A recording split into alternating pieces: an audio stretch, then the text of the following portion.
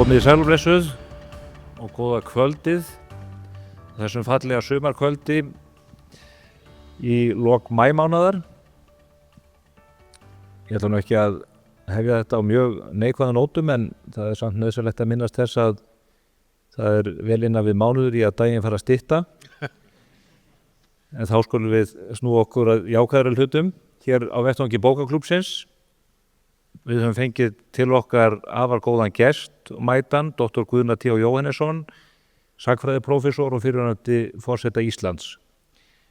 Það hefur lengi staðið til í mínum huga að fá hann hingað á þennan vettvang, fyrir því eru ýmsar ástæður. Ég hafði sett hann á blað strax í upphafi þegar við vorum að teikna upp hugmyndina á klúbbinn, en það skemmdi ekki fyrir að Guðni lagði það eiginlega til á einu tímabúti sjálfur hann kæmi, svo ég upplýsi það. Þá var ég að reyna að lokka hann í viðtal og öðrum vettvangi sem hann hafði ekki áhuga á, en svona hann gerði mér tilboð að koma þessi stað á vettvang bókaklúbbsins.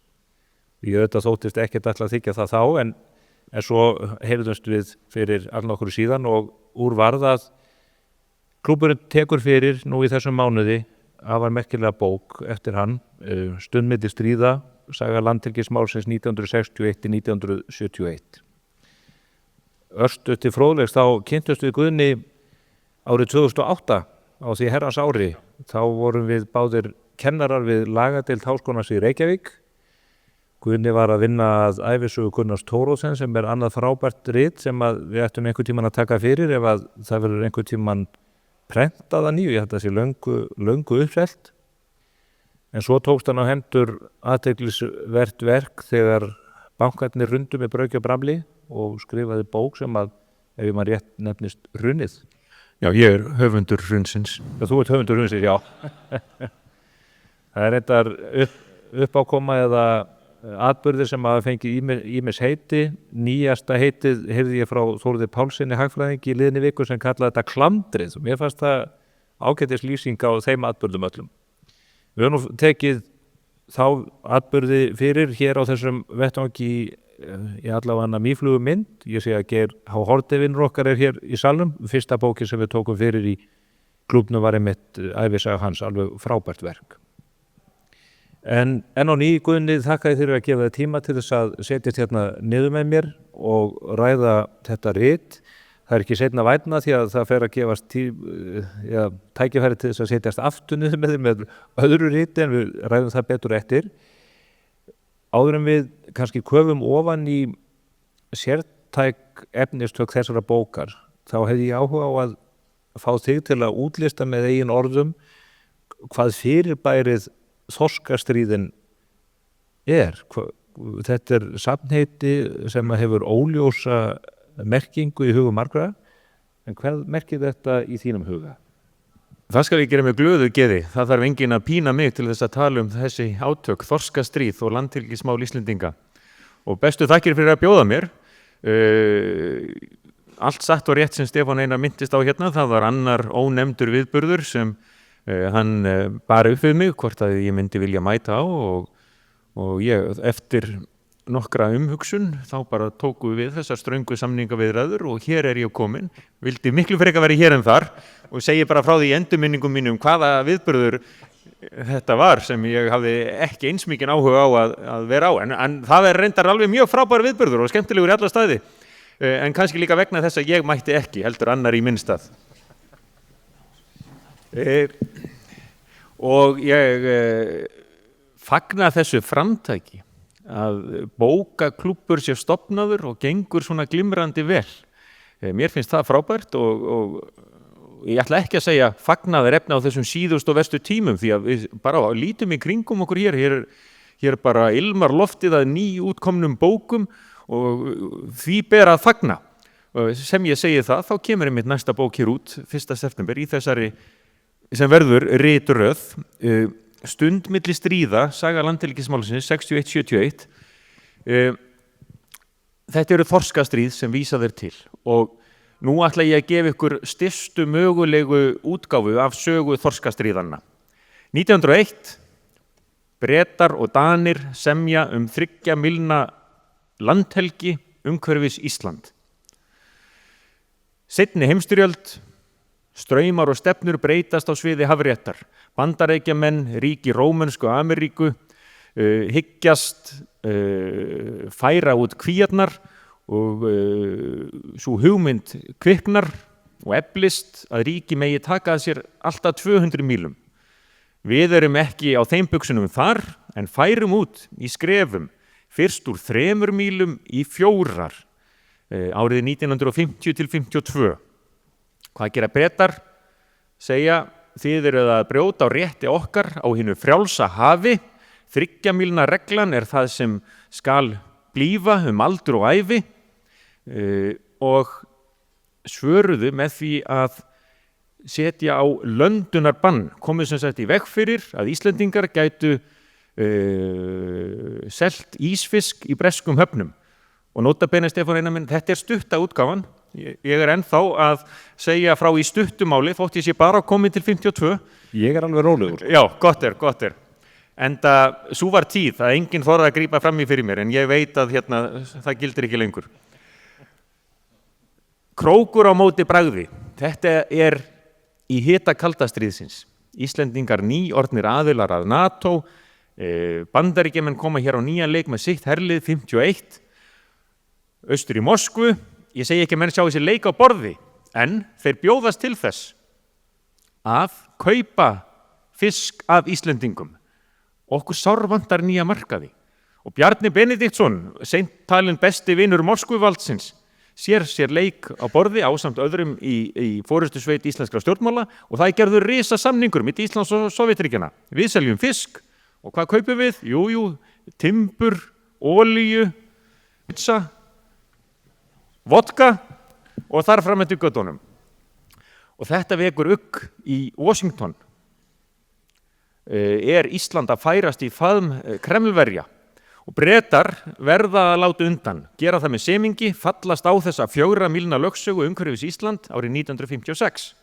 En Adam ekki lengi í paradís, 58 færum við út aftur í 12 mílur og straumurinn er með okkur og staðreyndir. Sovétmenn færðu út í 12 mílur, eða kröfðust 12 míluna miklu fyrr og hvað gerðu Bretar í því? Þeir vildu veiða þarna upp frá upp í Barentshafi. Þeir gátu ekkert gert. En gagnvart litla, saklausa, vopnlausa Íslandi, sögðu þeir, þetta þolum við ekki. Löndunarbandið hafði ekki gengið og nú sigldu bresk herskip á Íslandsmið til þess að vernda breska togara fyrir því að íslensk varðskip færðu þá til hafnar fyrir ólöglegar veiðar. Hiti mönnum hér á Íslandi, það er fært út 1. september og herskip koma samstundis á miðin. Það er fjölmennur mótmælafundur á Lækjatorgi og Magnús Kjartansson, ritstjóri Þjóðviljans, þrumar þar yfir líðin eitt besta slagorð íslenskra stjórnmálasögu: við semjum ekki við Breta, við sigrum þá. Og svo fór mannfjöldin að breska sendiráðinu og grýtti þar og braut og bramlaði aðeins í smástund. Hvað gátum við gert? Ekki mikið. Varðskipin sigldu og gerðu það sem var síðar kallað að illegala. Þetta er nýtt íslenskt sagnorð þá, að illegala. Og þeir eru sumir hér í salnum sem kannast við þetta og mun eftir þessu. Gamlir gæslugarpar. En sem sagt, og þá var sagt á ensku með sterkum íslenskum hreim auðvitað. Og þá fattið þið hvers vegna við tölum að illegala. You are fishing illegally. Icelandic waters. You must leave immediately. Og hverju svaraði Bretinn? Bugger off. Og við gátum svo lítið annað gert. Við höfðum ekki þær bjargir sem seinna á komið til sögunar. Tímans straumur okkur í vil. Alþjóðasamfélagið er að færast í 8-12 mílna lögsögu, fiskveiðilögsögu. Munar engu á 2 hafréttarráðstöfnum að sú lögsaga verði lögfest. En gerist ekki. Og þá erum við að komast að því að það verður stund milli stríða, því að Bretar gefa eftir 61 og fallast á með semingi 12 mílna lögsöguna og við förum svo að því aftur og eftir, en ég ætla að klára þorskastríðsöguna. Þetta fyrsta þorskastríðið frá 58 til 61. Friður kemst á og varir í 10 ár. Og takið eftir þessum, því að okkur hættir til, okkur Íslendingum, að svona velja og hafna þegar við rifjum upp alla þessa sögu. Kenningin gjarnan sú í okkar sameiginlega minni að við höfum alltaf staðið saman og alltaf unnið fullan sigur. En þá skulum við rifja upp hvað Lúðvík Jósefsson okkur sagði við lok þessa þorskastríðs. Leiðtogi sósíalista, sérstaklega í landhelgismálum, fordæmir samningin við Breta sem gerður og samningin við Vestur Þýskaland sama efni og þrumar í þingsal: þessi landráðasamningur sem nú verið að gera mun ekki vara stundinni lengur en þessi ríkisstjórn situr sem nú situr. Leið og hún fer frá völdum, fellur þessi samningur úr gildi. Það reyndar ekki þannig á alþjóðu vettvangi að ríkisstjórnir geri bara samninga og svo hverfi þeir og verði ógildir. En látum það vera. Stjórnin fellur 71 og ný ríkisstjórn kemur til valda og fær fylgi meira og minna út á þeirra kröfu að það verði fært út einhliða í 50 mílur.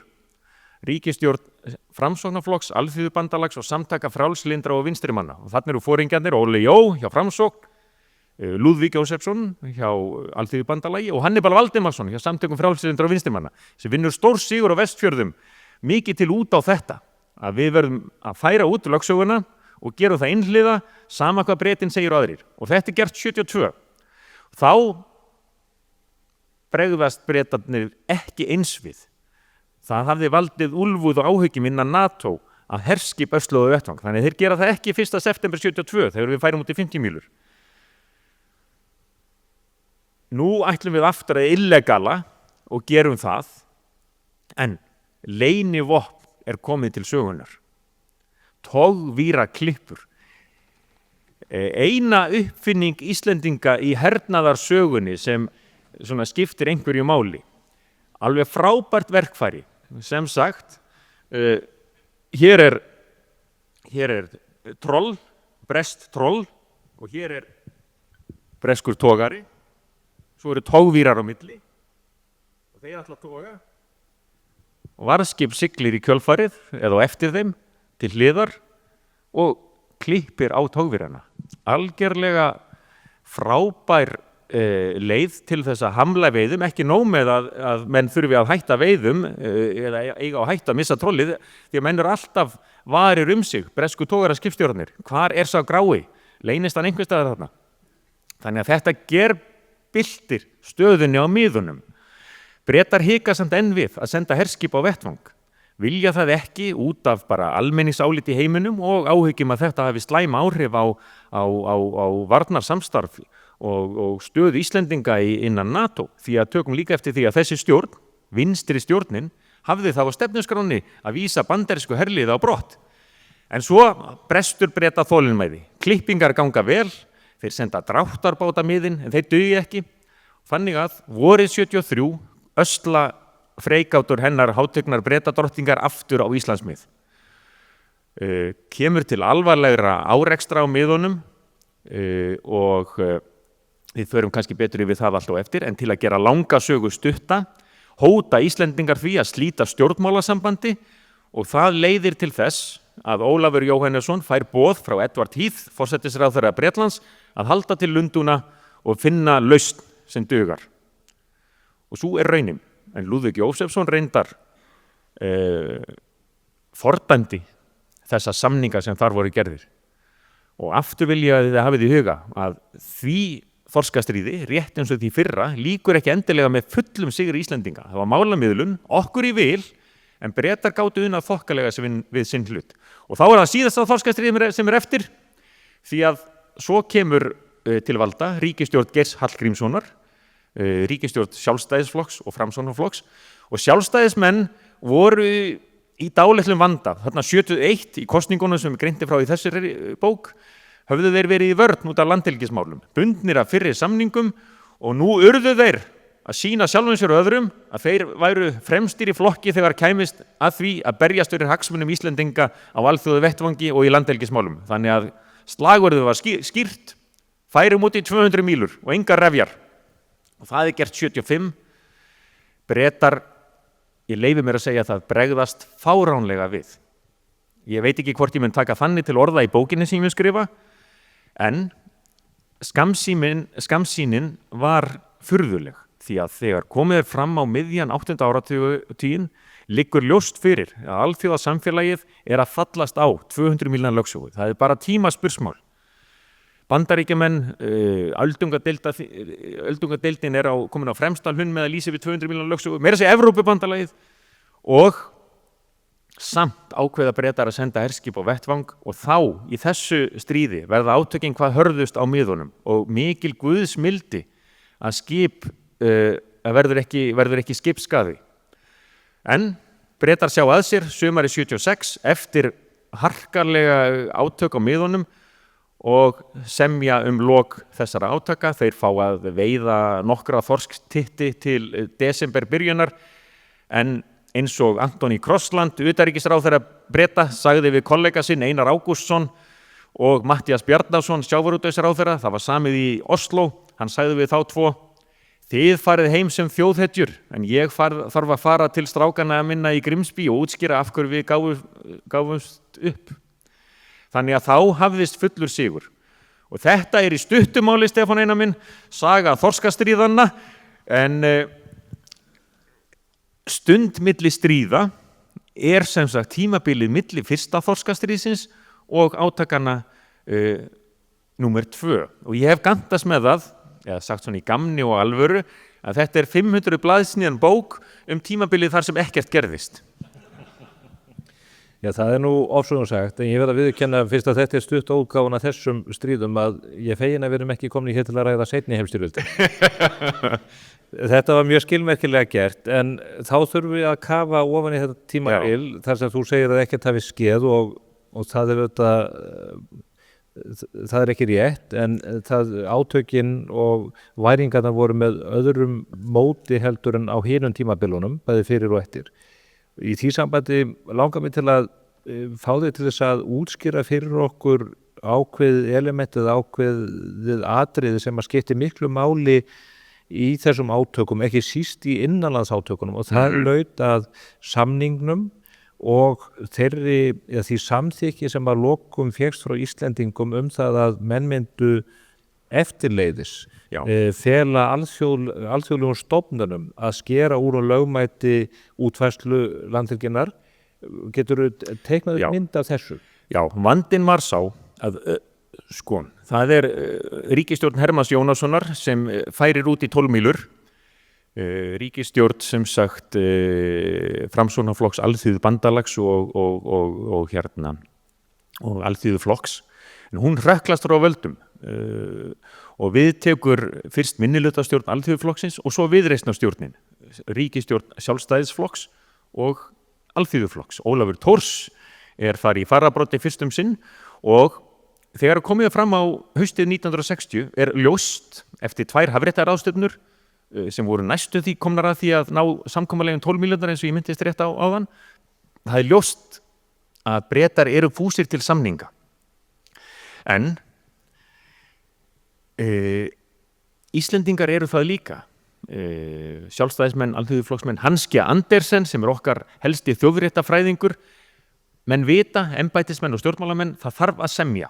En það mátti ekki heita samningur.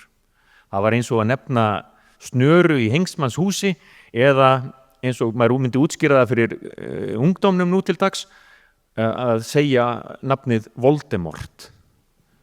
Enga samninga, þurfðu bara að vera viðræður, óformlegar viðræður, en þær leiða til þess að það liggur fyrir að Bretar eru fúsir að fallast á 12 mílna lögsögu, smá umþóttanatíma, 3 ár, 5 ár, eitthvað svoleiðis, þar sem Bretarnir mega veiða á tilteknum svæðum innan 12 mílnanna, og Íslendingar fá líka nýjar og betri grunnlínur, því þú mælir fiskveiði lögsöguna út frá grunnlínum. Við lokum til dæmis Faxaflóa 52 með grunnlínum, bara frá Reykjanesi og að Snæfellsnesi og þar fram til göttunum, Breiðafirði líka, Húnaflóa og svo framvegis, og við víkkum aðeins út grunnlínunar. En Bretarnir segja á móti, við ætlum að fallast á þetta, en gegn því að rísi ágreiningur á ný, þá megi vísa honum til alþjóðadómstólsins í Haag og þar verður bara úrskurðað hver hefur rétt fyrir sér, hver er rétturinn Íslendingamegin eða er það svo að Íslendingar hafi gengið of langt og verði að bakka með sínar ákvarðanir. Þetta sat nú aðeins í Íslendingum. Hanski Andersen varaði við þessari klásúlu en menn sáu fyrir sér að þetta væri þess virði og eins og menn sögðu, alþjóðalög eru sverð og skjöldur vopnlausrar þjóðar í hörðum heimi og ef við getum ekki treyst alþjóðadómstólnum, hverjum getum við þá treyst? En þetta var að vissu leyti eins og óútfylltur víxill eða ávísun og var fordæmt af stjórnarandstöðinni, Framsóknarflokki og ekki síst Alþýðubandalagi, eins og Lúðvík Jósefsson sagði og ég myndist þarna áðan, þessi landráða samningur sem nú er gerður, hann mun aldrei vara lengur en stjórnsú sem nú situr. Samningar eru svik, stóð á skilti sem menn veifuðu á mótmælafundum. Þannig að þetta var sem sé mjög umdeilt að menn skyldu semja svona við Breta og vestur Þjóðverja líka og þessu greini ég frá í fyrstu köflum þessa verks og svo er líka dálítil umfjöllun þar hliðarsögu nokkra í þessu sem er svo að stjórnvöld óttuðust svo mjög að óyrðir myndu blossa upp vegna þessa svika og landráðasamnings eins og menn sögðu að það var gripið til þess ráðs að heimila hleranir síma nokkurra alþingismanna, Þjóðviljans, Dagsbrúnar og fleiri stofnana til þess að vita fyrir víst hvort menn hefðu eitthvað slíkt í hyggju, svona svipað og 30. mars 1949 þegar Ísland gekk í NATO og miklar óyrðir urðu á Austurvelli. Og þetta rek ég í þessari bók aðeins nánar en ég hefði gert í fyrri bók, Óvinum ríkisins, þar sem ég sagði frá þessu í fyrsta sinn. Og þarna kemur á daginn að það stendur ekki til að grípa til nokkurra aðgerða af þessu tagi.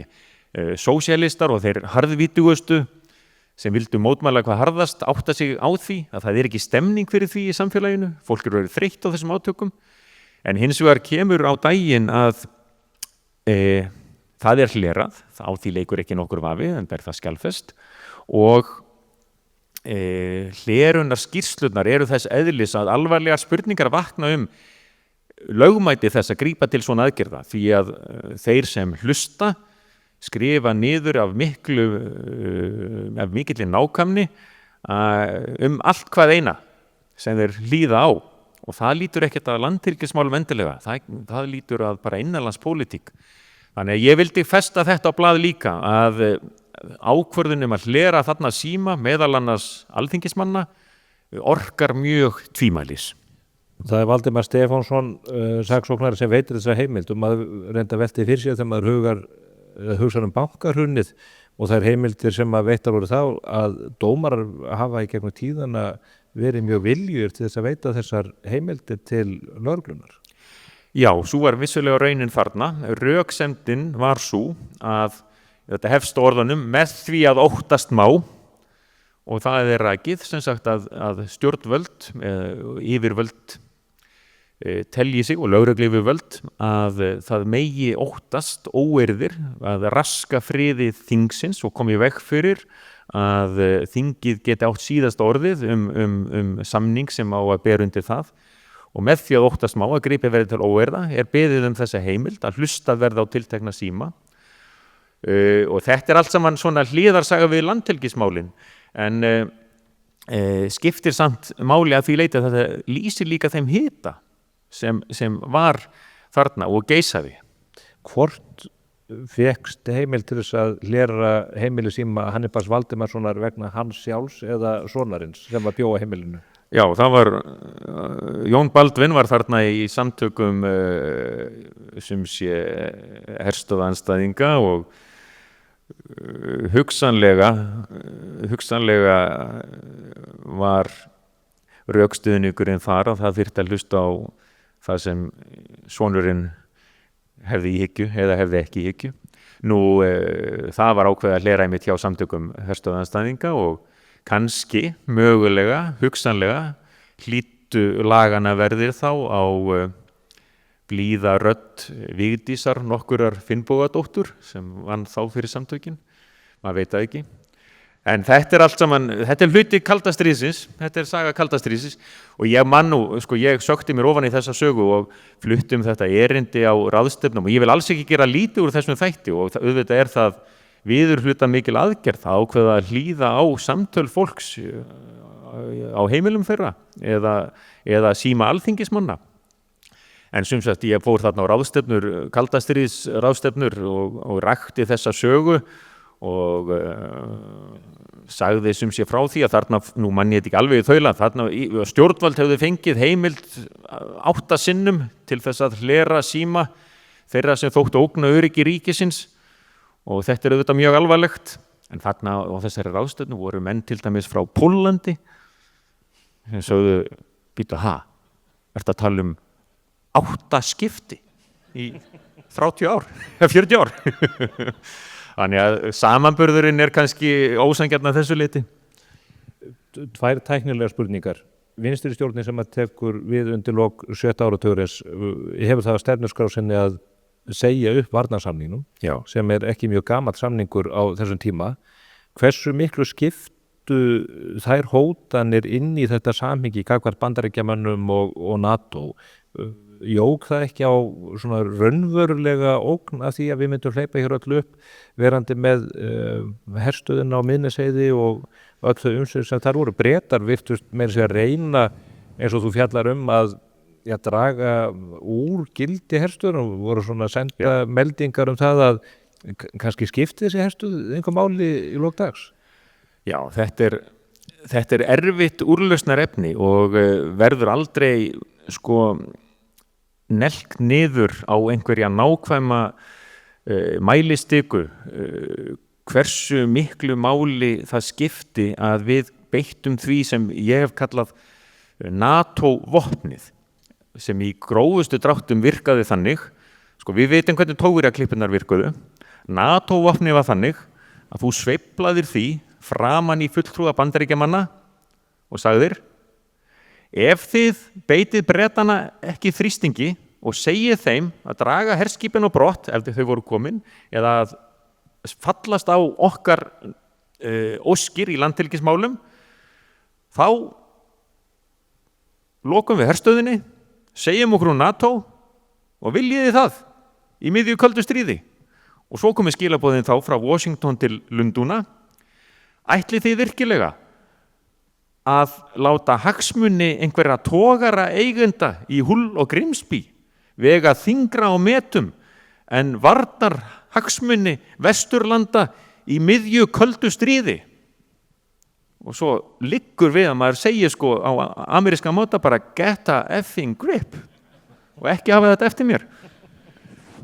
Þetta er NATO-vopnið en hversu mikilvægt það var er alltaf erfitt að festa hendur á því að stundum ofbauð Bandaríkjamönnum og svörin voru til dæmis, hér var mikill töffari hann Styrmir heitinn Gunnarsson lýst honum sem töffara sendiherra, Fredrik nokkur Irving hann var sendur hingað skömmu eftir að vinstri-stjórnin tók við völdum 71 og hann tók menn stundum til bæna og sagði já, hér hafa menn í hótunum að loka herstöðinni. Ég ætla bara að fá að þylja hérna upp fyrir ykkur hversu miklu máli hún skiptir fyrir efnahag Íslands. Og viljið þið missa þetta allt saman sem sagt. Nú, við höfum gefið eftir hérna með loftleiðir, veitt þeim undanþágum þannig að þeir fá að fljúga á einhverjum sérstökum kjörum til Vesturheims. Væntanlega verið tekið fyrir það. Við höfum veitt ykkur hagstæð lán, þið ætlið sem sagt ekki að þykja þau lengur. Og þannig að Bandaríkjamönnum ofbauð stundum og svo saga sögð fastafulltrúi Bandaríkjanna í Brussel á þessum árum var Donald nokkur Rumsfeld, var síðar landvarnaráðherra eða varnarmálaráðherra fyrirgefiði í tíð fyrst Gerald Ford og svo George Bush og sem sagt yngri og var mjög áfram það að loka herstöðinni hér. Geir Haarde gæti nú sagt betur frá þessu heldur en ég, en sagan segir, og ekki hægt að festa það niður, að Rumsfeld hafi svona öðrum þræði hugsað Íslendingum þegjandi þörfina. Já, þarna 73, ég man vel, þið bara höfðið í þeim hótunum að loka herstöðinni, gjörið svo vel, ég ætla að verða að vilja ykkar, segið þið nú takk einu sinni. Þannig að svona breytist það stundum. Og það gerist 2006. Það gerist 2006. Já. En ég vil ítreka samt að mér finnst Bandaríkjamenn hafi verið furðu værukærir. Nú erum við komin kannski aðeins inn í bókina sem þið eru ekki búin að lesa, af því ég er ekki búin að skrifa hana alveg, en sem sagt 71 til 74 tímabilið, þá voru Bandaríkjamenn svona full værukærir, fannst mér, gagnvart þessari deilu.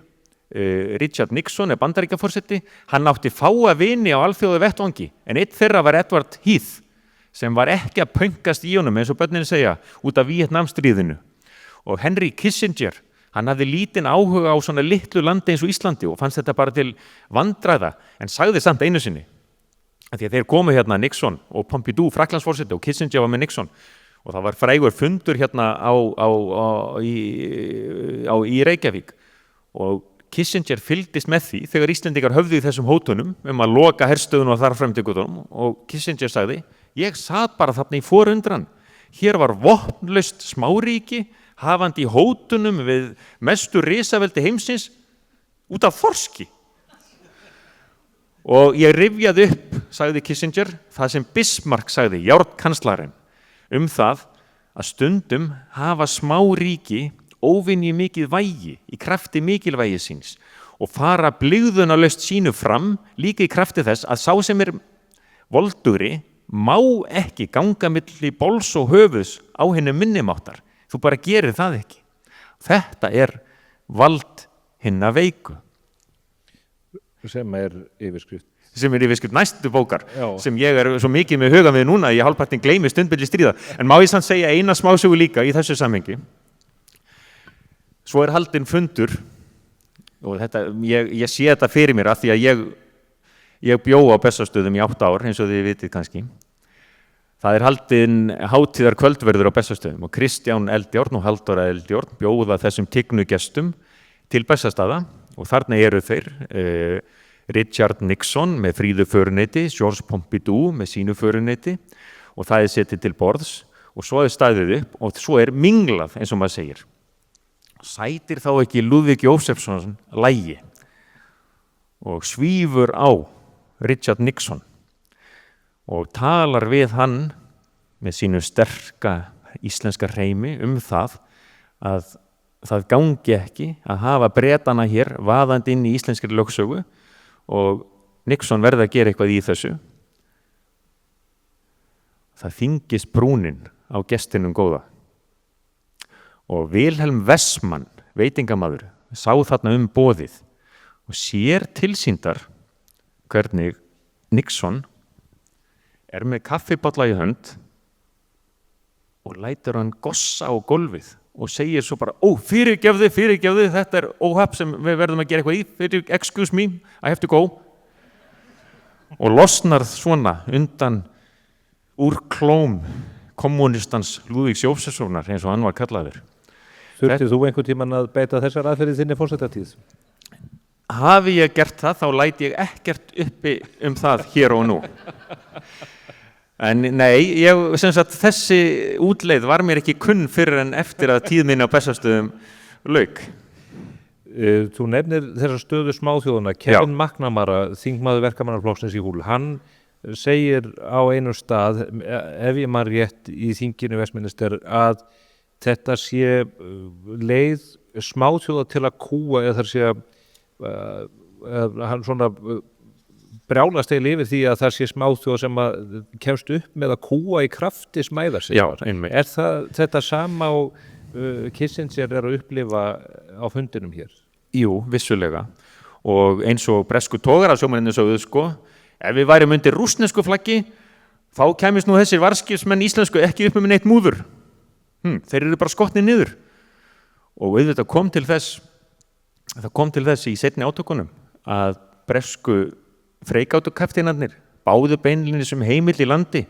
Megum við hóta að beita skotvopnum og standa við það ef nauðsyn krefur, þegar mestur hitinn var í mönnum. En þá nutum við þess einmitt að vera þessi vopnlausa smáþjóð og leið bandalagsríki í NATO.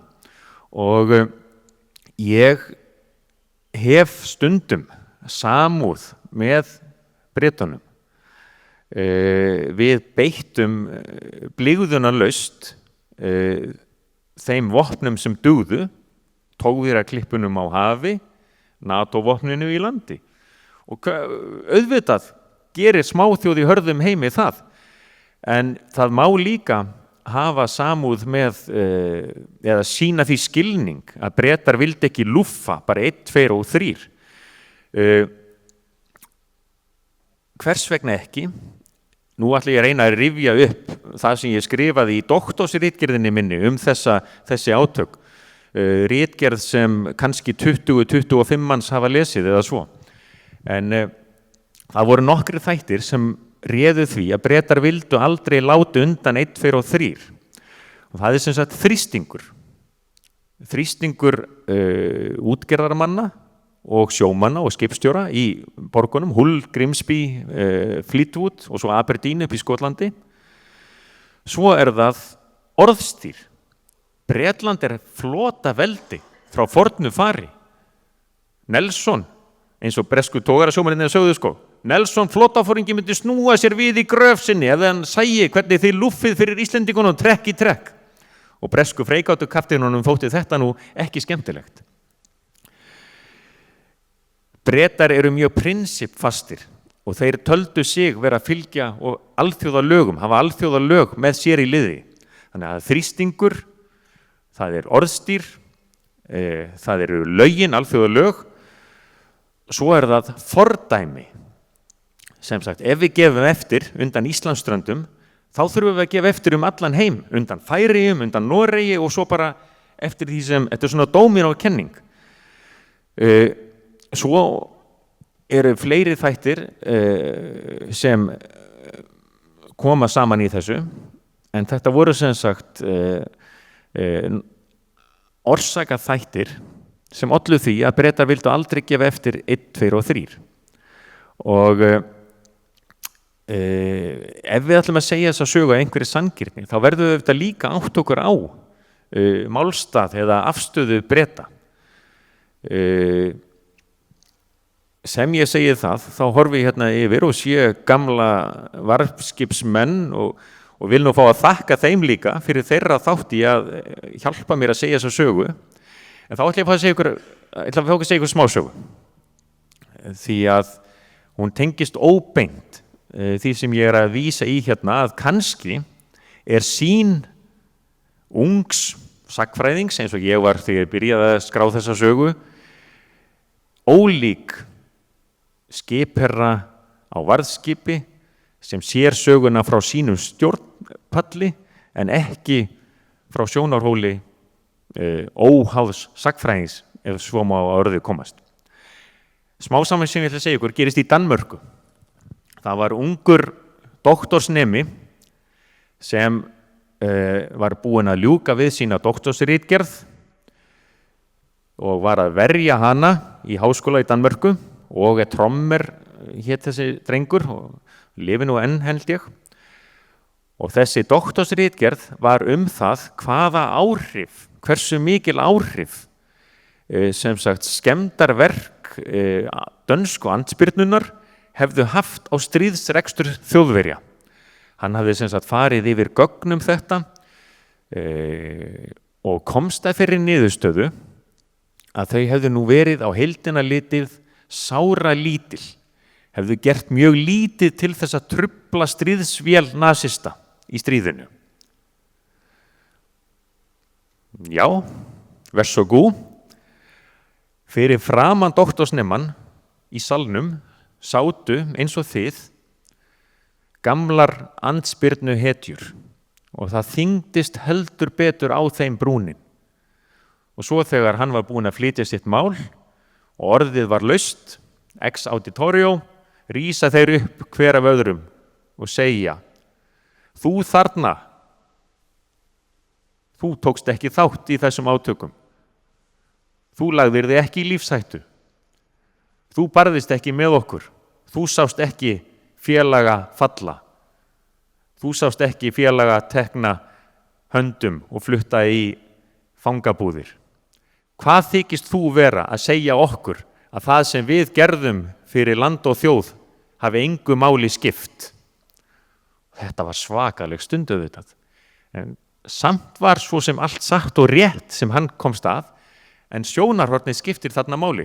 Nú er ég ekki að segja að svipaður eldur brenni milli mín hér og minna góðu vina í gæslunni, en sjónarhorn skiptir hérna aðeins máli.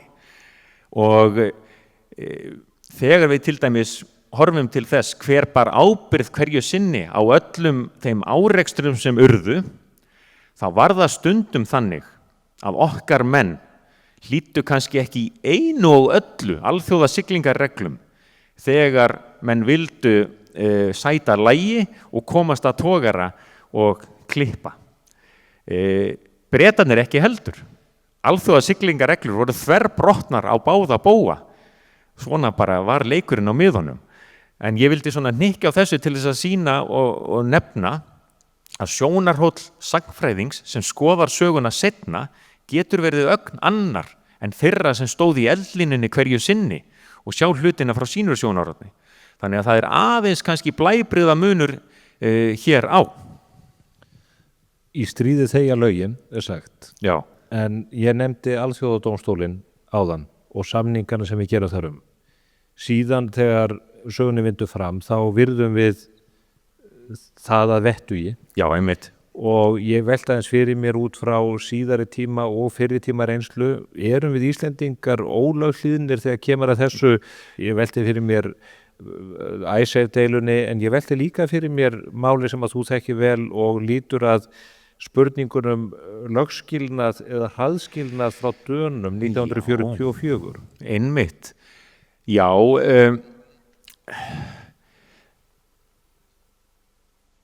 það var gerð skoðanakönnun hjá Vísi, dagblaðinu, 73.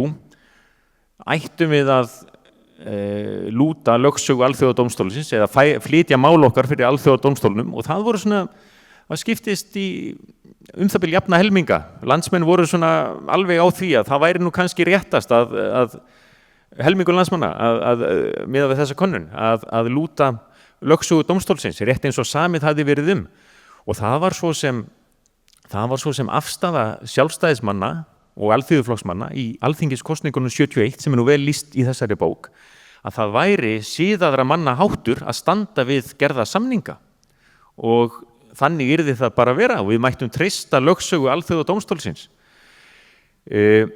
Til þessa dags eru Bretar á því, gamlir breski lögspekingar sem ég talaði við, á því að Íslendingar hafi brotið lög, bæði alþjóðalög og þá samningar sem gerðir voru.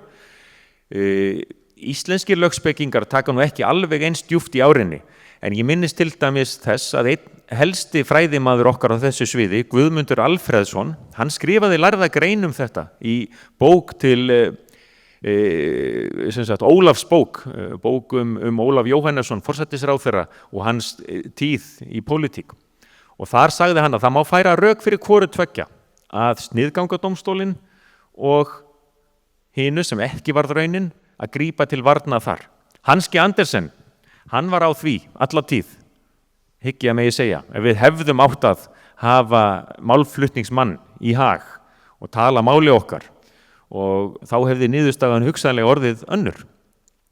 Ég kveð ekki upp neitt lokadómi í þessu, hvorki í þessari bók hinni næstu, en mergur málsins var samt sá að það var meiri hluti fyrir því á þingi og að ég held meðal þjóðar að segja sem svo að þótt Íslendingar vilji virða alþjóða lög þá eru þau í mikilli mótun á þessum árum og lífshagsmunir Íslands voru þess eðlis að það var ekki hægt að leggja þá í dómara sem ekki kannski kunna skil á íslenskum raunveruleika og það var auðvitað algerlega ljóst að vegna hættu á ofveiði varð að færa lögsöguna út á 8. áratugnum.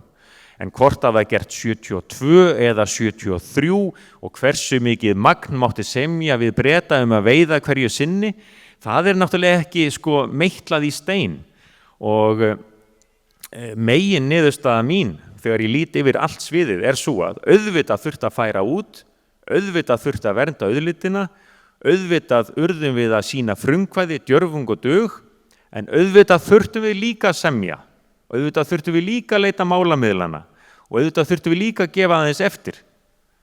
Og svo var raunin. Svo var líka svo gott fyrir þá sem segðu þetta, menn málamiðlana, menn eins og Hanski Andersen, menn eins og Geir Hallgrímsson, leiðtogi Sjálfstæðisflokksins.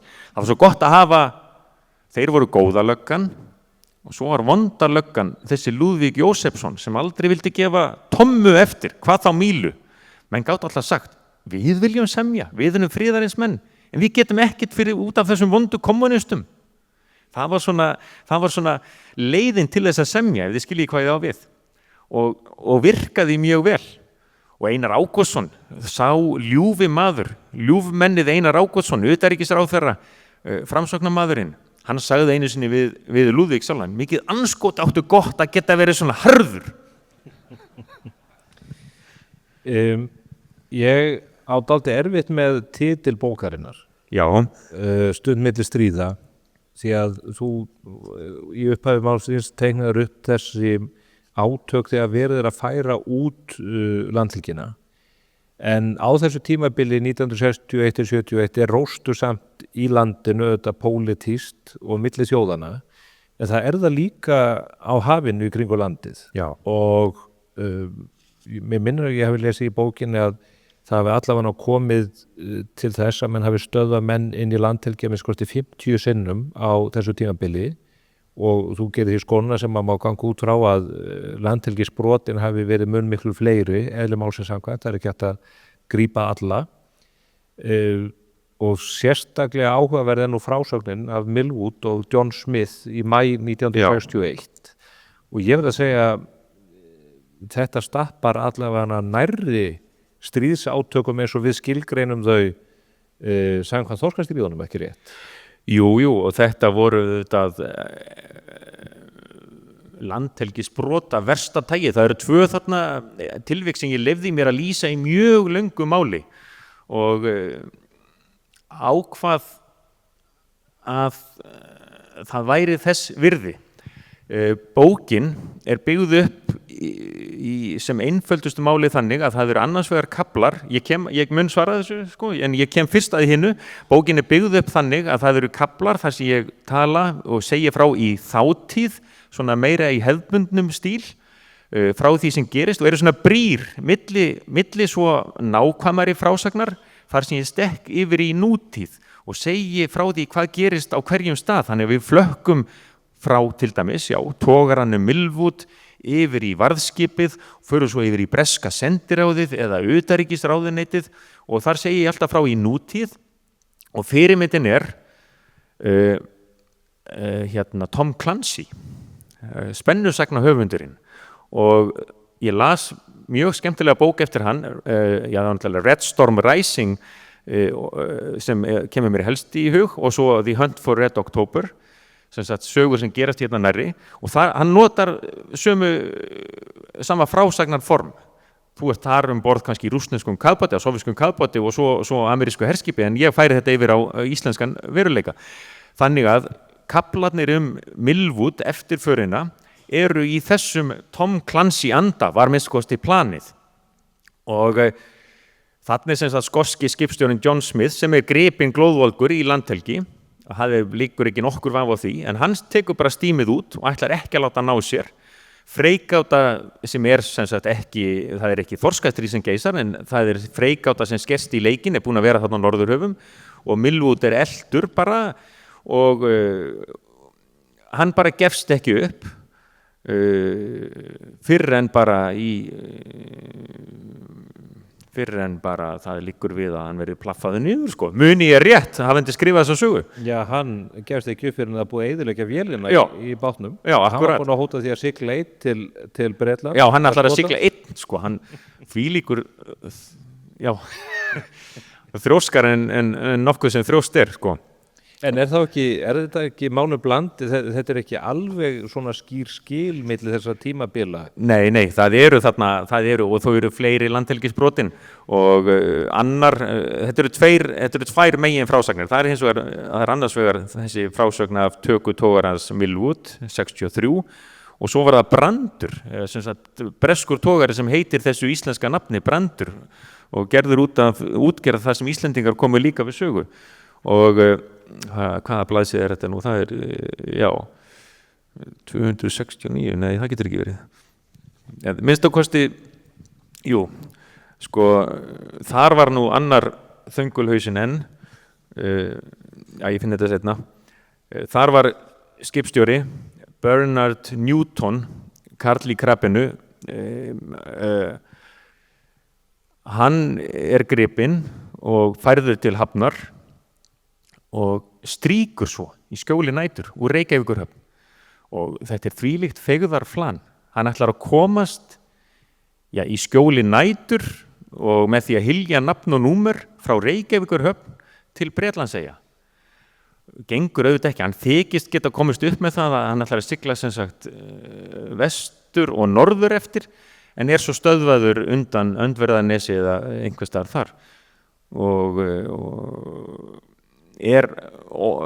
ótrúleg frásögn af forheimskun en það svo gaman að segja hana ég segi frá þessu í löngu máli. Þetta eru frábæra frásagnir, sanna sagna og eins og önnur rit sem að þú hefur sendt frá þér á mannamáli og flæðir vel. Mér langar til að því að nú erum við að verða konu með tímamörkin og ég sé þá honum Halli, pródusent hjá okkur að hann farin að ókýrast en það sem að til að tengja inn á næsta verk þitt þá langar mig til að koma með hvað ef spurningu sem nú svo áhugavert dæmi í sagfræði ef að viðreisnarstjórnin hefði ekki fallið 71 hefði þau þurft að skrifa allt annars konar bók sem að kemur út 1. september? Hugsanlega. Nú svara ég bara eins og hagfræðingurinn sem var spurður hvort hann teldi að vextir myndu hækka eða lækka og svaraði mjög spekingslega ég tel nokkra líkur á að þeir geti hækkað en hins vegar ekki lokið fyrir það skotið að þeir geti líka lækkað. Og þetta þótti mikill vísdómur. Viðreisnarstjórnin sem hafði setið í 12 ár, það voru komin þreytumerki og sumarið 1970 verða þau skelfilegu ótíðindi að Bjarni Benediktsson forsætisráðherra deyr í brunanum á Þingvöllum með eiginkonu sinni og barnungum dóttur sinni og Bjarni fellur frá og við getum sumsagt sett upp ýmsar sviðsmyndir en ef við gefum okkur að stjórnin hefði haldið velli þá hefði saga landhelgismálsins orðið allnokkuð önnur því að sjálfstæðismenn á þessum tíma voru staðræðinir í því að reyna í lengstu lögminnstakosti að virða þennan samning sem gerður var 61 málskot til Haag. Þannig að hefði stjórn með sjálfstæðisflokk og eða alþýðuflokk innanborðs ákveðið að færa út lögsögu, segjum í 50 mílur þess vegna, þá hefði svarið Breta megin verið eins og raunbar vitni í raunheimum að segja sem svo, nei við mótmælum og við viljum að alþjóðadómstóllinn í Haag eigi síðast orðið, og þá hefði stjórnin hér sagt já og amen við því og við höfum þurft að lúta niðurstöðu alþjóðadómstólsins. En þetta eru erfið fræði, þessi hvað ef fræði, og algerlega ómögulegt að negla niður hvað gerst hefði, því að vandi okkar sagnfræðinga er sá, og við dauð öfundum vini okkar í heimi raunvísindana, að við nótum ekki þeirra forréttinda eins og til dæmis efnafræðingur sem tekur bara eitt efni og setur ofan í tilraunaglasið og sér hvað gerist, eða stærðfræðingur sem breytir einni tölu í jöfnunni og sér þá hvað gerist. Við getum ekki tekið eitt svona þátt út úr fortíðinni og sagt fyrir víst hver niðurstaðan verður, en við getum ályktað og giskað, og þú ert að ýja því, Stefán Einar, að sagan hefði orðið all önnur ef þetta hefði verið raunin, og ég hygg að svo sé. En þá þurfum við að blanda saman svona stöku atvikum í hinum þunga straumi sögunar.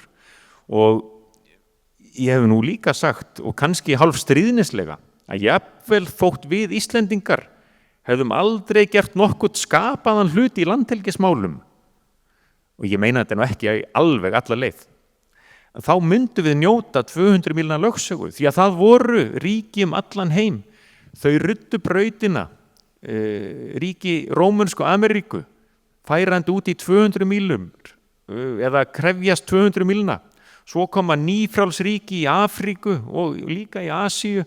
Þannig að þótt við höfum vessulega rutt brautina hér á Norður-Atlantshafi, þá vorum við ekki í fararbroddi á heimsvísu og fylgdum straumnum, þannig hinn þungi straumi sögunar var alltaf okkur í vil. Þannig við getum alltaf tekið svona smátilvik eða stöku viðburði hér og þar, en megin niðurstaðan er alltaf svo að það var í hinu víða ljósi óumflýjanlegt nánast að ríki heims færðust í átt að þessari víðu efnahagslögsögu sem við njótum núna.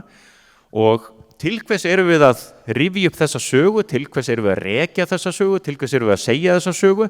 Já, öll saga er samtíma saga, og nú á þessum merka degi, þegar ákveðið var á Alþingi Íslendinga að hafa hér ráðgefandi þjóðaratkvæðagreiðslu það, og nú verðið þið bara að fylla í þessa eyðu hér, hvað eigi að gera og hverju eigi að spyrja og hvað máli snúist, en í öllu falli veit ég fyrir víst að einhver mun segja: við börðumst ekki í þorskastríðunum til þess að hleypa þessum ófjötum inn í lögsöguna á ný.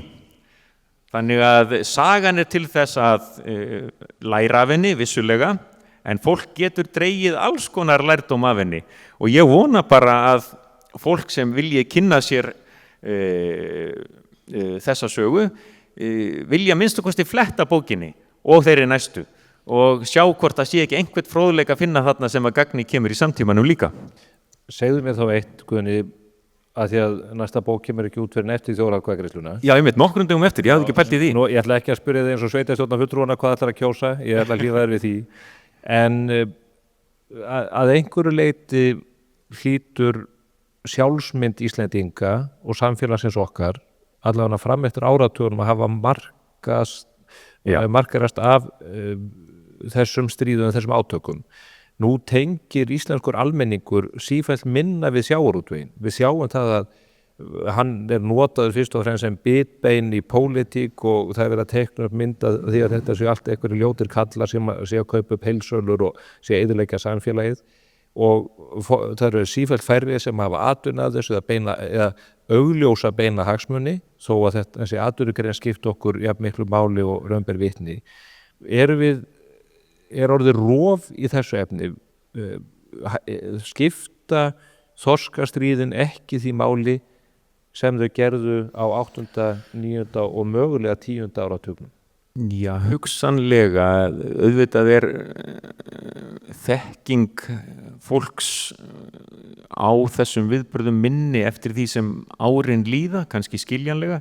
Ég var barn að aldri þegar þorskastríð 8. áratugarins voru háð, en þó manni úr minni barnæsku að maður fagnaði eins og sigri í landsleik þegar fréttir af tógvíraklippingum kom í útvarpinu, og þetta voru þjóðhetjur.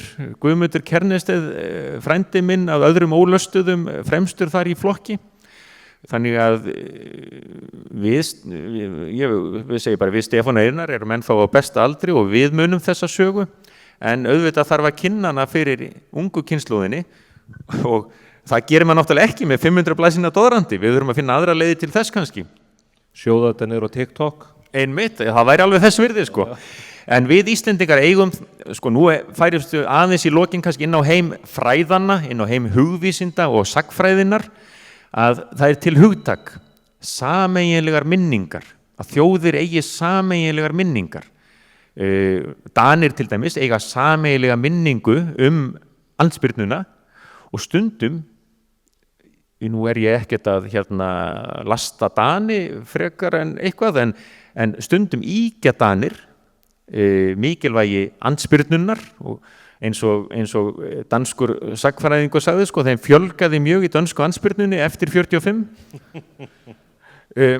og sameiginlegar minningar okkar Íslendinga þorskastríðin hafa mótast af nokkrum einföldunum, skiljanlega, og sumsé þeim að við höfum alltaf unnið fullan sigur og að við höfum alltaf verið sameinuð. Ég bendi á það í mínum bókum, meðal annars þessari og í þeirri næstu og þar næstu, að sigurarnir voru vissulega okkar meira og minna en ekki algerir. Við miðluðum málum, við fjallumst á málamiðlanir. Enda var Lúðvík Jósefsson alltaf fúll við lok hvers einasta þorskastríðs. Og einhugurinn var einstakur, óviðjafnanlegur, nánast áþreifanlegur þegar á reyndi, þegar bresku herskipin ösluðu inn enn eina ferðina. Þá stóðu Íslendingar saman. En svo blossaði ágreiningurinn upp aðgerðir í hverju sinni, hversu langt á að ganga, hvenær á að semja, hvenær má ekki klippa. Það var nú að gera varðskipsmenn brjálaða til sjós þegar ekki mátti klippa af því að samningaviðræður stóðu yfir í landi. Þá höfðu menn nú borð í varðskipunum ýmis ófögur orð uppi ráðamenn Íslands. Þannig að ágreiningurinn var líka svo mikill í innanlandspólitík og ég ætla ekki að tala hér í löngu máli bókina sem ekki komin út, en ég ætla að segja ykkur, það kemur fyrir þar ein setning sem lýsir þessari stöðumála og hún er svona: við stóðum sundruð saman. Mér fannst það lýsa vel stöðumála í þessum efnum. En okkar sameiginlegu minningar þorskastríðin er einmitt þessar óljósu minningar. Við unnum og við stóðum alltaf 100% saman. En það er siður okkar sagnfræðinga að endurskoða, draga í efa, gagnrýna og flækja hlutina og vonandi erum við Íslendingar og þið og fleiri til í að líta á þessa sögu þessum gagnrýnni augum en við höfum kannski gert hingað til. Og það held ég sem meira spennandi. Það er ekkert gaman að fá einhverjar heilagramanna sögur, hvort sem þorskastríð eiga í hlut eða einstaklingar. Þá skulum við opna á 1 til 2 spurningar úr sal ef einhverjar eru. Það er ein hér alveg aftast. Þau myndi bara rísa á fætur og kynna þig og ég fæ að endurtaka spurninguna í mikrofónin út af upptökunni.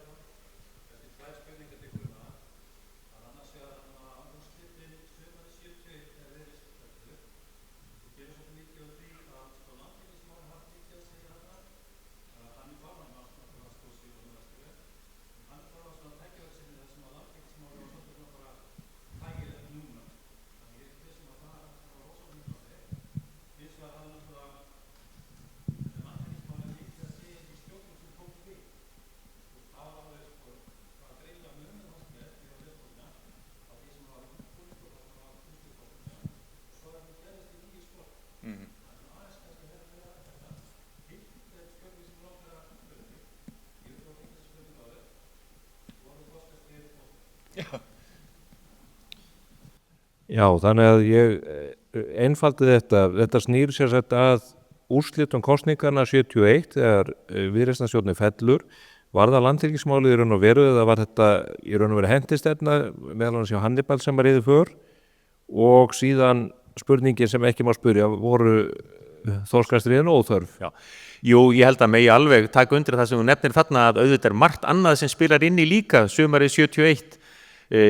Fólk hafði ekki bara í huga að þessir 3 flokkar sem settust í stjórn höfðu í hyggju að færa lögsöguna út í 50 sjómílur. Það var komin þreyta í báða stjórnarflokkana, efnahagsmál voru erfið viðuregnar og vissulega svo að fleira spilað inn í. En ég hygg að megi samt segja að landhelgismálið var svo það sem batt þessa 3 flokka saman fyrir þegar á reyndi og alveg skýrt í málefnasamningi til dæmis að það var efst á blaði að færa fiskveiðilögsöguna út og svo kemur það náttúrulega í ljós einmitt þegar stjórnin sest að völdum að þetta verður það málefni sem er sett á oddinn á alþjóðavettvangi. Þó ekki væri nema vegna þess að framsóknarmenn voru mjög tvístígandi. Það er stundum einkenni á framsóknarmönnum að vera tvístígandi og sagði ég þetta uppátt? Eins gott að þeir eru ekki einfættir. Já, og eins gott að þetta er ekki tekið upp. Og líka eru dálítið mikið á miðjunni og framsóknarflokkurinn var auðvitað klofin í hermálinu og það var svo sem ágætt fyrir Ólaf Jóhannesson forsætisráðherra og Einar Ágústsson utanríkisráðherra sem vildi allra síst að herinn færi svona innst inni að geta sagt við sjálfa sig við verðum að einbeita okkur að landhelgismálinu og þetta hermál, það verður bara að bíða betri tíma. Þannig að það var gott að íta því aðeins til hliðar. En svo voru þorskastríðin óþörf, þetta er mjög svona augrandi spurning og ég spurði þessara spurningar í fyrirlestri sem ég flutti ungur sagnfræðingur á Söguþingi 1997. Ég man að fyrirlesturinn hér 10 spurningar og meðal fyrra var þessi spurning voru þorskastríðin óþörf. Nú er mann kannski aðeins eldri og vitrari og myndi svara kannski aðeins öðruvísi en sko þorskastríðin voru ekki óþörf. Við urðum að gæta okkar hagsmuna en, og svo kemur þetta sagnfræðislega en, þegar betur er aðgáð eða þegar málin eru könnuð ofan í kjölinn, þá hefðu við til dæmis reynt kannski hugsanlega að gefa ögn meira eftir eins og sumarið 72 fyrir 50 milljón útfærsluna. Þá segir bæði Hanski Andersen og Pétur Jó Thorsteinsson sem var ráðuneytisstjóri utanríkisráðuneytisins báði segja það var lafhægt að semja við Bretana en það eru bara stjórnmálamennir sem þora ekki að gefa nógu mikið eftir og í því ljósi hefði stundum verið hægt að afstýra kannski þessum hörðu átökum ef við hefðum verið ögn tilleiðanlegri hverju sinni. En það gildi bara líka Bretana. Tala nú ekki síðasta þorskastríðið, 75-76, þegar við færum út í 200 mílur. Sú ákvörðun breskra stjórnvalda þá að senda herskip á miðin er eiginlega nánast óskiljanleg.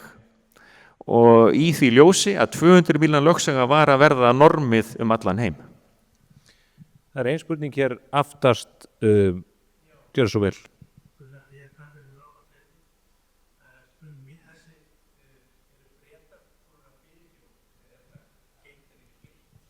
Eru Bretar búin að fyrirgefa okkur eða er þetta geymt? Já,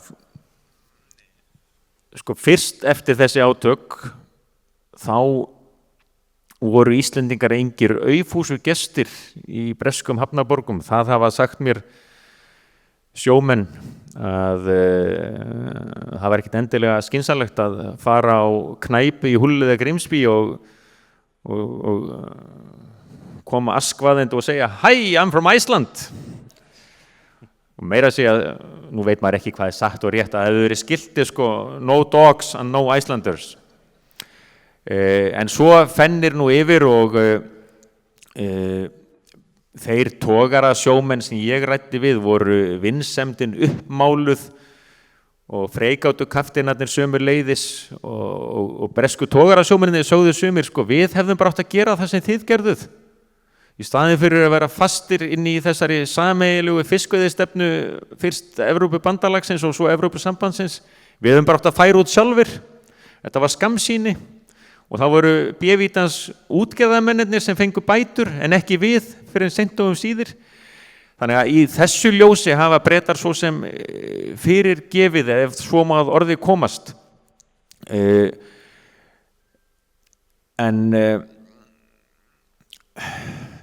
Svo í huga þeirra voru þetta ekki sko stríð. Það var önnur spurningin sem ég spurði í þessu erindi. Voru þorskastríðin stríð? Þau voru þetta ekki stríð í þeim skilningi að mikið mannfall yrði eða vopnum beitt og nú fyrir mér nánast að líða eins og honum Åge Trommer danska doktorsnemanum sem sagði þetta skipti engu máli og brúnin þyngist á varðskipsmönnunum hér, auðvitað voru þetta hörð átök og við mistum mannslíf. Halldór Hallfreðsson hét sá, vélstjóri sem var logsjóða eftir viðgerð vegna ásiglingar og brotsjór eða kom alda yfir borðstokkin og hann fekk raflaust og honum varði ekki bjargað og stundum munaði engu að ásiglingar Bretanna illu, já maður vill ekki segja það uppátt, hvað hefði getið gerst? Það er ljóst að ef þeir hefðu beitt fullum aflsmunum þá hefðu skipin okkar öll farið niður. Já, þeir hefðu geta gert það sem þeir vildu sko ef þeir hefðu beitt þeim brögðum sem þeir bjuggu yfir og voru með plönum það. Eitt sinn, sumarið 73, ætluðum við að taka togara á sporðagrunni fyrir norðan og varðskipið Ægir kemur að þessum togara, Everton, í blanka logni, aðstæður til togaratöku eru kjörnar. En hann er svo ósvífinn og þrjóskur, skipstjórinn, George Mussel hét sá, og hann segir, ég ætla ekkert að stoppa, ég bara tek strikið á brott og þá segir okkar maður, Guðmundur Kjarnesteð, fyrst við stjórnstöð, óska leyfis eftir að skjóta á hann og fyrst eru viðvörunarskot og svo bara skot í skrokkin og þetta er allt saman mjög vingjarnlegt. Kjarnesteð lætur þau boð ganga til togarans. Við ætlum að fara að skjóta núna, færðu mannskapinn aftur á eða fram á eða bara hvernig sem það var og skipstjórnin svara, Mussel segir, já ég er búinn að því, you may shoot if you like, eitthvað svoleiðis og svo var þetta bara thank you, please og þar fram eftir göttunum og ég hitti þann kall, Mussel, hann var alveg frábær karakter og hann sagði, I have no hard feelings og mátt skila bara bestu kveðun til þessa kapteins Kjarnesteð en sumsé þetta voru ekki stríð í þeim skilningi að öllum brögðum yrði beitt og það var eiginlega varð okkur til haps. Ein loka spurning hér.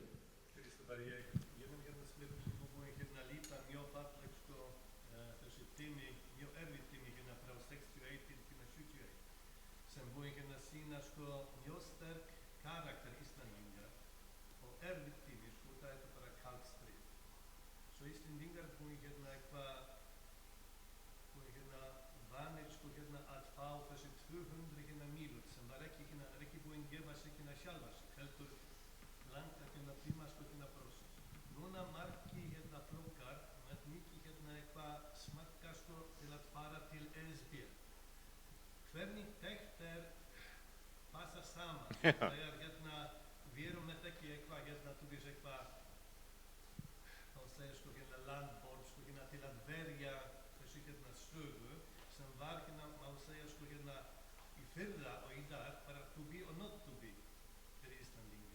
Hvernig þetta má skilja í framtíðinni? Þetta er jarðspenningasvæði sannkallað, Guðni, sem ég er ekki viss að hafi vilja komið út á en við erum lentir í þessu, spurningin er komið fram.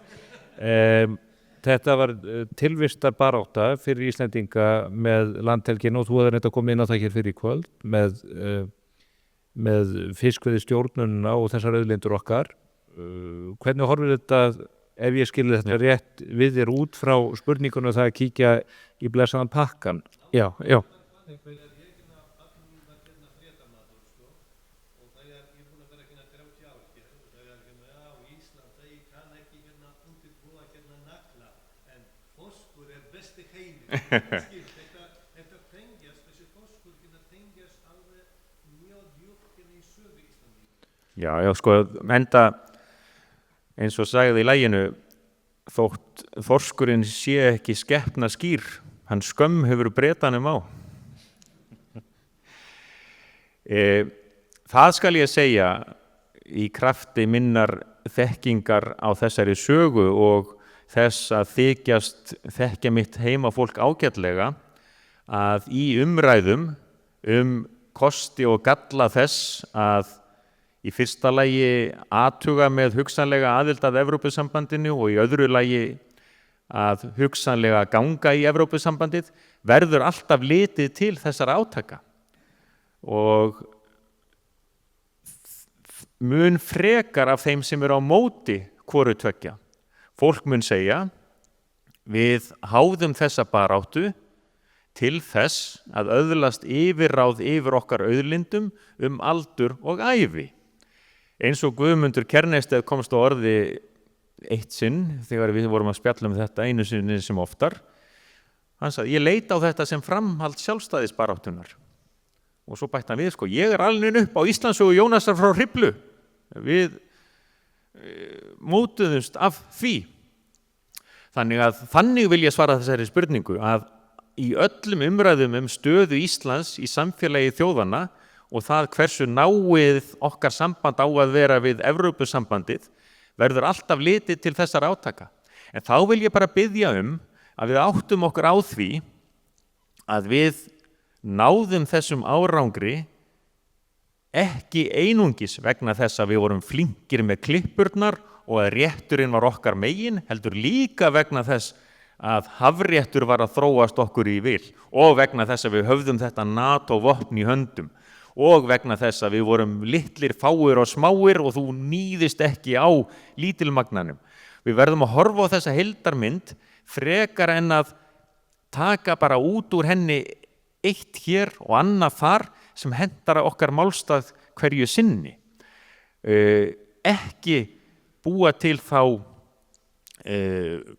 fölsku mynd að ef við bara verjum okkar heilaga rétt, þá verði okkur alltaf borgið. Við búum í flóknum heimi og getum ekki bara látið sem svo að ef við ákveðum eitthvað, að þá verði okkar vilji.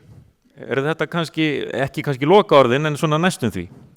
Er atkvæðagreiðslan 29. ágúst framhald af sjálfstæðisbaráttu Íslendinga?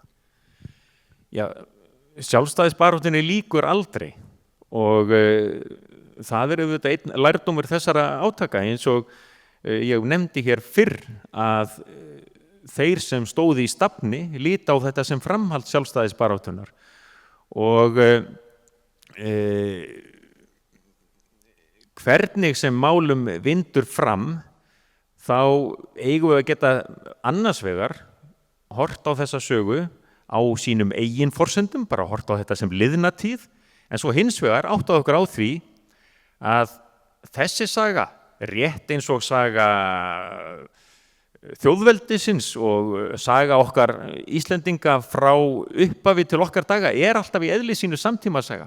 Við erum alltaf að grípa eitthvað úr liðinni tíð til þess að nýta í okkar samtíma og stundum finnst mér stjórnmálamenn ganga full langt fram í því að móta söguna eftir eigin sín hverju sinni og þá kemur til kasta okkar nöldur púkana í háskólanum og annara og segja þið getið ekki bara sagt sem svo að sagan hafi verið svona en ekki hinsegin, má ég benda á og svo það ykkar allra hinna að vega og meta hver ekki hefur rétt fyrir sér en hvernig þetta blandast allt saman.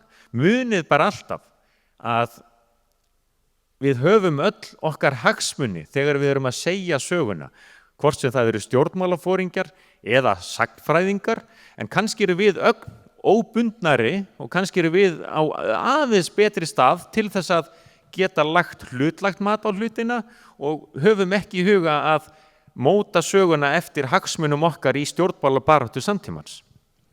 Fyrst og fremst eiga menn auðvitað að hlusta á hennar hlutlausu fjölmiðlamenn. Tala nú ekki það, en þá vil ég einmitt Fyrst þú glemtir að nefna þá.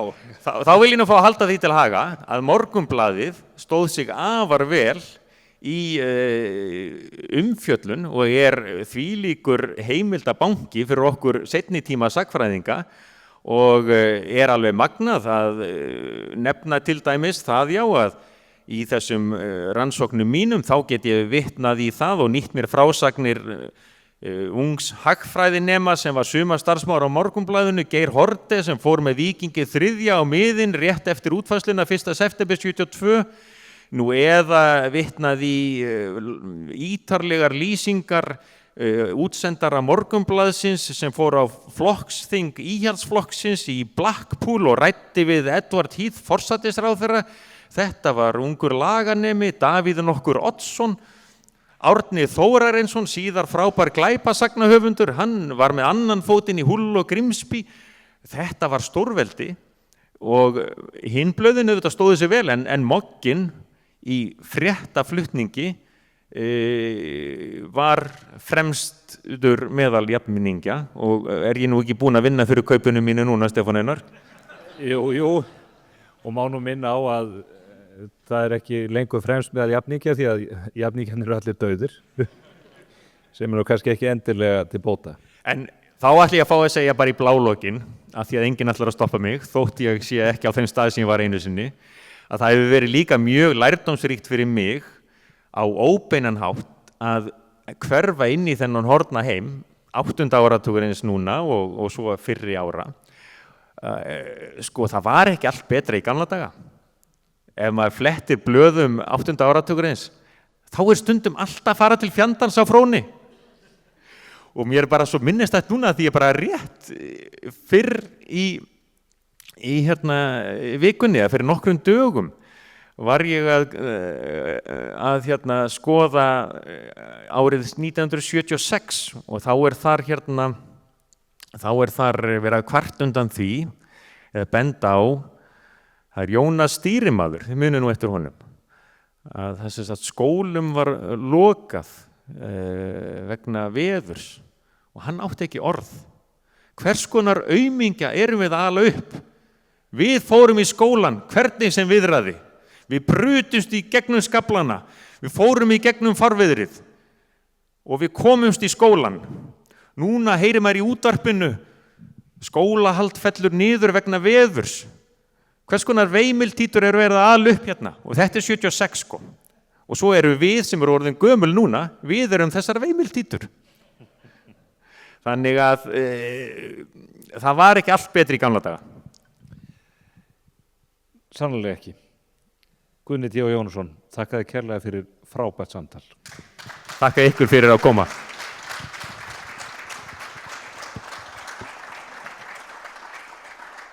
Rétt áður ég kveð ykkur út í sumarnóttina þá vil ég nefna það að júnímánuður handan við hornið. Við ætlum að taka fyrir nýja bók og af allt önnur toga þá, en það hins vegar bók sem ég veit að höfða til Guðna vegna sameiginlegs áhugamáls okkar. Það styttist í Reykjavíkurmaraþonið í ágúst og ég ætla að hvetja fólk til að lesa bók eftir Murakami sem heitir What I Talk About When I Talk About Running. Bók sem ég las fyrst þegar ég var að hlaupa maraþon hér í gamla daga og afskaplega áhugaverð ferðalýsing og sjálfskoðun og vangaveltur þessa heimsþekkta rithöfundar. Vandinn sá að bókin, hún löngu uppsett í íslenskri þýðingu en hún á leiðinni til landsins í hinni upprunalegu útgáfu og verður hér í bókabúðum miðja næstu viku og þá munum við senda út póst og hvetja fólk til að útvega sér hana. Hún ekki löng og mjög aðgengileg og hún skemmtilega aflestrar bæði fyrir þá sem hlaupa eða hafa hlaupið, þá sem hlaupa á sig reglulega og ég alveg vissu það að við Guðni eigum eftir að skokka í sumar í góða veðrinu og velta vöngum yfir því sem að Murakami hefur að segja þau mál. Takk fyrir í kvöld.